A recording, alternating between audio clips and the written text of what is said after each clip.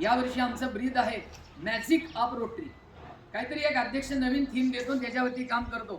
ह्या संस्थेमध्ये दरवर्षी नवीन अध्यक्ष असतो, नवीन सचिव असतो, बीओडी नवीन असते. कारण यामुळं काय होतं, त्या प्रत्येक व्यक्तीला आपलं नेतृत्व गुण, टीमवर्क, युनिटी, संयम, चिकाटी, जिद्द, तडजोड करणे आणि सगळ्यात महत्त्वाचं केअरिंग, शेअरिंग आणि लव्हिंग ह्या 3 गुणांचा विकास आमची रोटरी प्रत्येक सभासदामध्ये करते. हे कोणत्या क्षेत्रात काम करते?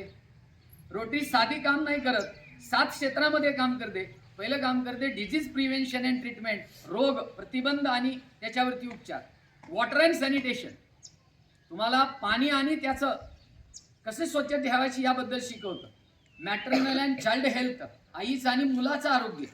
बेसिक एज्युकेशन आणि लिटरसी, मूलभूत शिक्षण आणि साक्षरता अभियान. Economic and unity development, community development करते. महिलांचा विकास व्हायला पाहिजे, समाजाचा विकास व्हायला पाहिजे. आणि आता सगळ्यात मोठे जगामध्ये जे प्रश्न असतात, युक्रेन आणि रशियाचं युद्ध चालू आहे, 1.5 वर्ष झालं युद्ध चालू आहे, तर रोटरीमध्ये त्याच्यामध्ये सामंजस्य भूमिका कशी येईल याच्यासाठी काम करते. त्यानंतर आता नवीन क्षेत्र आमच्याकडे आलेले आहेत, यूथ आणि एन्व्हायरमेंट, तरुणासाठी काम करा आणि पर्यावरणासाठी काम करा. जागतिक लेवलवरती काम केलं जातं. खास करून तुम्ही पाहिलं असेल, पोलिओ निर्मूलन हे सर्वात मोठं काम आपण रोटरीचं मानतो. पण त्या पोलिओच्या नावाखाली आम्ही बाकीची बरीच कामं रोटरीची विसरून गेलो. मी तुम्हाला जागतिक कामं नाही सांगत बसणार. मी तुम्हाला आमच्या बार्शी रोटरी क्लबनं 1956 साली बार्शी भोयरे हा रस्ता, पहिल्यांदा बार्शी भोयरे हा रस्ता रोटरी क्लब बार्शीनं, म्हणजे ज्या काळामध्ये रस्तेच नव्हते ते पहिलं काम रोटरीनं करून दिलं. रोटरीचं कुटुंब कल्याण केंद्र होतं 1957 ते 1970 मध्ये.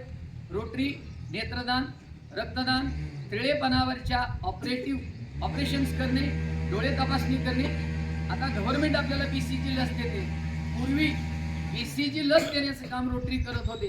त्याचबरोबर 1972ला दुष्काळ पडल्यानंतर रोटरीमध्ये जे सदस्य होते पैसे एकत्र केले आणि झानपूर भागामध्ये 13 विहिरी खोदून दिल्या की जेणेकरून गावांना पाणी मिळेल. त्यानंतर बास्केटबॉलच्या स्पर्धा प्रसिद्ध होत्या. कर्नाटक, आंध्र, गोवा, महाराष्ट्रमधले संघ यायचे. त्यानंतर काळ बदलत गेला, शेतीप्रधान देश आहे आपला, म्हणून आपण शेतकरी प्रशिक्षण घेतले. समाज जागृतीसाठी सोंगाच्या स्पर्धा त्या काळात असायच्या, आता TV आलेल्या आहे त्याच्यामुळे जनजागृती TVवर होते.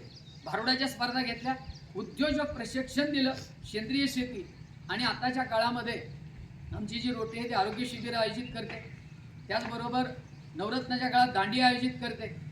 पानपोई जी आपण स्टँडवर बघता ते आमचे विनयभाई संघवी यांनी ती उभा केलेले. दररोज जवळजवळ 2 ते 3 हजार लोक तिथलं शुद्ध पाणी आरोग्य येतात.